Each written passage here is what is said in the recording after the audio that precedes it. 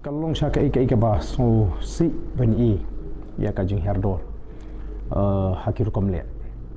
te kai hi ka banga don bonong kalong ba nagare ka sarkar ka de ban book ya ka to ka khana kat kum ka kondon ka ba ars pa khandai pusau jong ka Indian Penal Code ka section ars pa khandai pusau jong ka Indian Penal Code ka kren shai whoever to the annoyance of other does an obscene act in public shall be punished. Leni kabapuli sing a song or recite a ballad of obscene shall be punished. Kat kum ka kandon ai. Te ngimma banlen bakatu karukom le jung tu ka khana samna tu si. Kalong ka jingle khlem akor ka ba palat put. Ka ba panja buram ya ka jai ben riu. Ka de ka jaka pajba te mdon dakoi pat kalinti ndrei don kam ban book ya ka to ka khana kat kum ka section khnang ba kanum ai ka khubor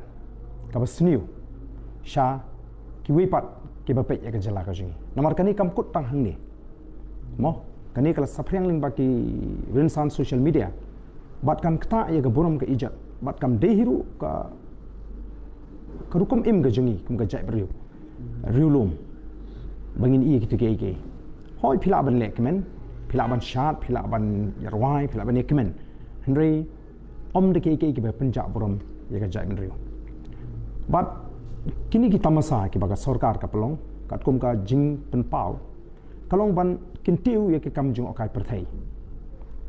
le si ban pen iru ye ka sap ka phong ka ba ki briu jing na ka ni ka jala gi don mo